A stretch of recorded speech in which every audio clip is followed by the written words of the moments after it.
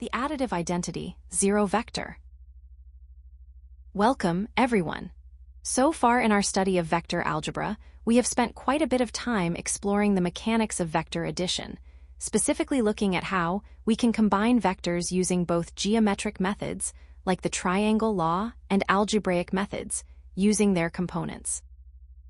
However, to truly complete our understanding of how vector addition works, we need to introduce a very special type of vector, known as the zero vector. If you are wondering what that might imply, think back to your early lessons in basic arithmetic.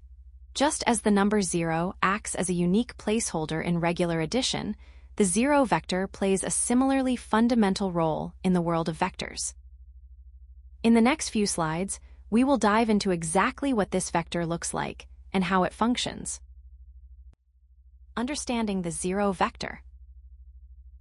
Now that we've established that we are looking for a special type of vector to complete our understanding of addition, let's dive into what actually defines a zero vector. First, let's look at the most basic property. A zero vector is simply a vector that has a magnitude of 0. To visualize this, let's think back to our geometric representations. Usually, when we draw a vector, we represent it as a directed line segment, essentially an arrow, that starts at an initial point and ends at a terminal point. Now, imagine what happens if we shrink that arrow down. A zero vector occurs when the initial point and the terminal point are exactly the same. In other words, there is no distance between the start and the end. Because of this, we can provide a formal definition. The zero vector, which we denote using the symbol a with a vector arrow over it, or simply 0 with a vector arrow over it, is a vector whose magnitude is exactly 0 and whose direction is indeterminate. This means, because there is no length to the vector, it doesn't point in any specific direction at all. This concept of no direction is something we'll need to keep in mind as we move on to see how this behaves as an identity in our next slide. The concept of the additive identity. Now that we have a clear geometric definition of what the zero vector is, let's talk about its mathematical role. You might be wondering, what does this vector actually do in an equation? To answer that, we need to understand the concept of an identity. In mathematics, an identity is just a fancy way of describing a special element that, when combined with another element using a specific operation, leaves that original element completely unchanged. To make this more relatable, let's step away from vectors for a moment and look back at the basic arithmetic you've known for years. Think about real numbers. We say that 0 is the additive identity for real numbers. Why?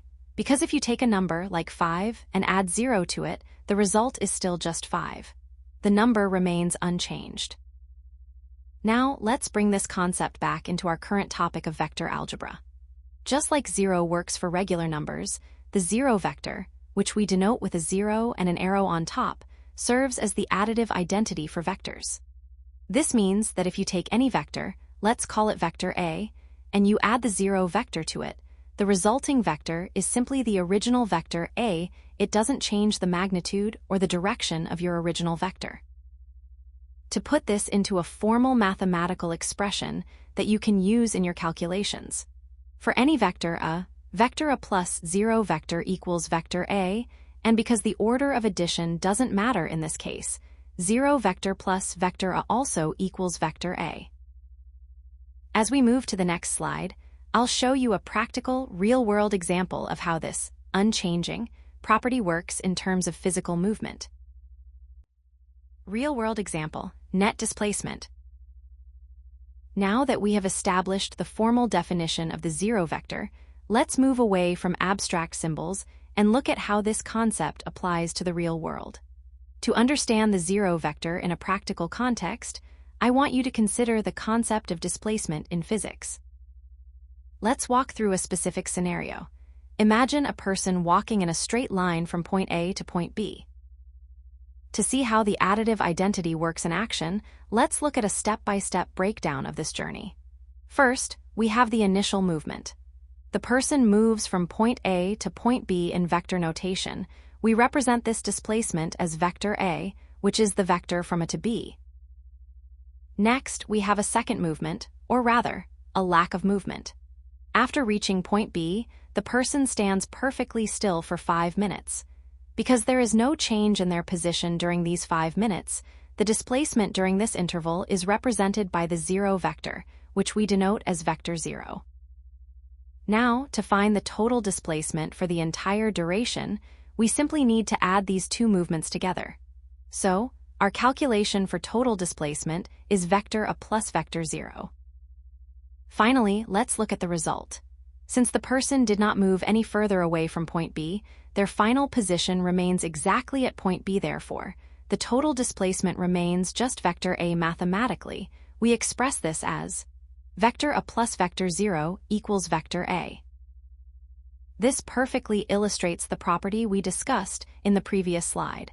Adding the zero vector does not change the original vector. Key takeaways. First, let's look at the notation. It is crucial to be precise in your writing. We denote the zero vector with a 0 and an arrow on top, or by using boldface, written as a vector 0. We do this specifically to distinguish it from the scalar number 0, which is just a simple value without direction. Second, regarding its magnitude, the magnitude of the zero vector is exactly 0. In mathematical terms, we say the magnitude of a vector 0 equals 0. This makes sense, as there is no length to the vector. Third, we must remember that the zero vector does not have a specific direction. Because the magnitude is 0, there is no line segment to point anywhere, so the direction is considered undefined or indeterminate. Finally, let's reinforce the main property we discussed earlier, the additive identity property. Adding a vector 0 to any vector A results in the original vector, A. All right, let's wrap up our discussion by summarizing the most important points from today's lesson. I want you to keep these 4 key takeaways in mind as we move forward. Now, as we move to our final slide, I want to highlight a few common pitfalls that students often encounter when working with these concepts. Common mistakes to avoid. Now, as we wrap up this lesson, I want to touch on a few common pitfalls.